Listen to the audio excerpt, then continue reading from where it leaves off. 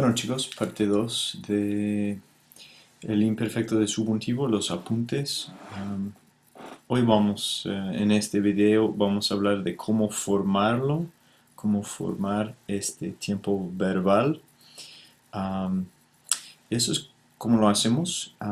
Primero tenemos que usar la tercera persona del plural en el pretérito. Básicamente es de ellos, ellas, ustedes form of the pretérito. Not too bad.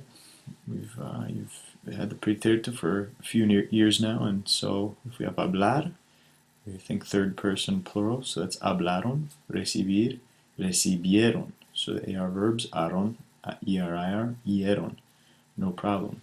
Después, quita el ron. Quita el ron. Take out the ron. And we're left with, in our cases, habla and recibie.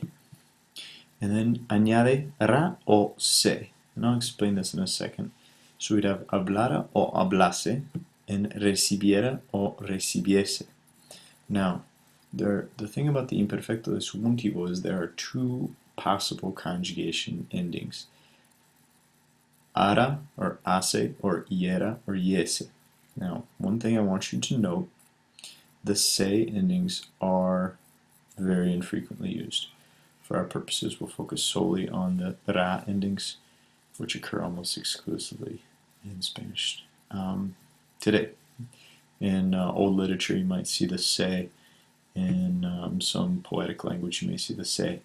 But for the most part, we're going to stick with the ra endings. So take this down as notes, but in the, for our purposes, we're not going to use the se.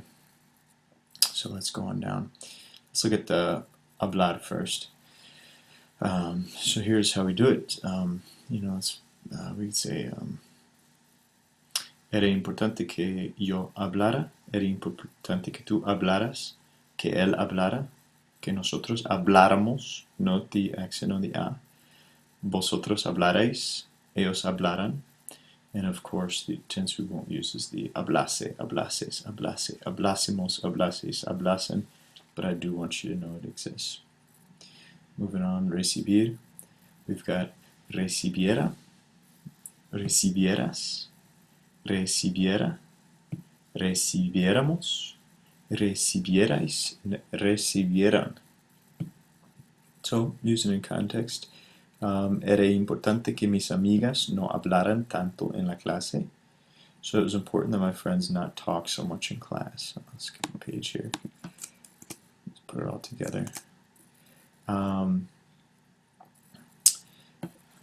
So if we note here, again, it was important. We've got a past tense conjugation.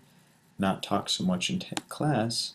Well, note this doesn't even look that much past tense in English. Nevertheless, in Spanish we have to use the imperfect subjunctive because it was important. Our weirdo verb or impersonal expression that we have here is in the past tense. So we have past, past. We have to have the imperfect subjunctive here. Second example, era bueno que tú recibieras el paquete ayer. Again, era bueno que tú recibieras. I forgot to change the color of this, but change it to azul.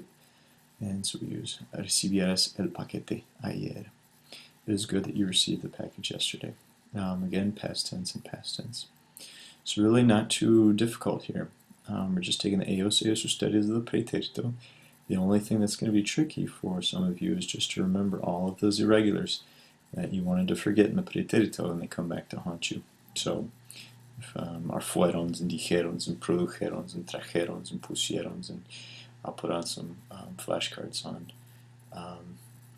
Quizlet just to make sure you know all these, but you are going to have to know all of these irregulars, including the I's to Y's and the hot dog verbs. Any of the hot dog verbs, sentir, pedir, preferir, dormir, these are all going to be